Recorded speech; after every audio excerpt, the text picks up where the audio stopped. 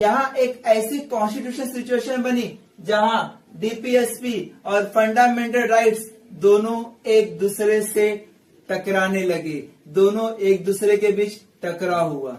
DPSP article 46 जो state पर एक कॉन्स्टिट्यूशनल ऑब्लिगेशन डालता है कि वो सोसाइटी के वीकर सेक्शन स्पेशली SC/ST को एजुकेशनल और इकोनॉमिक जस्टिस दे।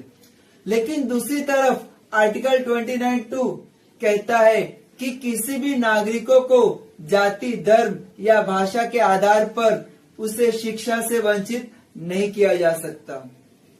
सुप्रीम कोर्ट ने कहा, अगर फंडामेंटल राइट्स और डीपीएसपी या directive principles of state policy के बीच टकराव होता है तो जीत हमेशा फंडामेंटल राइट्स की होगी, चाहे वो डीपीएसपी ही क्यों ना हो।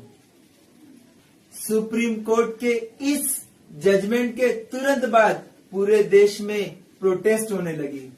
बैकवर्ड क्लासेस के लीडर्स ने कहा कि ये फैसला तो उनके खिलाफ है और हर जगह सवाल उठ रहा था कि जब डीपीएसपी को कोर्ट में इन्फोर्स नहीं कराया जा सकता या लागू नहीं कराया जा सकता तो बैकवर्ड क्लासेस को लीगली रिजर्वेशन कैसे मिलेगा। अगर हम बैकवर्ड हैं तो क्या हमें एजुकेशन का अधिकार नहीं है? क्या सामाजिक न्याय जो डीपीएसपी में लिखा है क्या सिर्फ संविधान की किताबों तक ही सीमित रहेगा? और यही समय था जब गवर्नमेंट ने भी एक कदम पीछे देखा और महसूस किया कि जब तक फंडामेंटल राइट्स इतना पावरफुल है तब तक डीपीएसपी जैसे आर्टिकल 46 सिर्फ एक सपना ही रहेगा। सरकार समझ गई कि अगर हमने कॉन्स्टिट्यूशनल में अमेंडमेंट नहीं किया तो हम उन लोगों को भी न्याय नहीं दे पाएंगे जिनके लिए डीपीएसपी बनाया गया।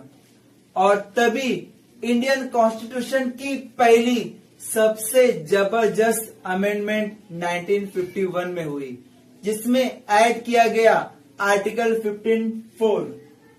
फर्स्ट कॉन्स्टिट्यूशनल अमेंडमेंट, पहला संविधान संशोधन 1951 में हुआ। आर्टिकल 15(4) जिसमें कहा गया सामाजिक और शैक्षणिक रूप से पिछड़े वर्गों और अनुसूचित जातियों और अनुसूचित जनजातियों के लिए विशेष प्रावधान करने की अनुमति है।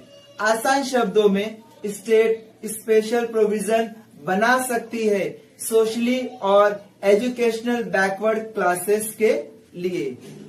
यानी पहली बार रिजर्वेशन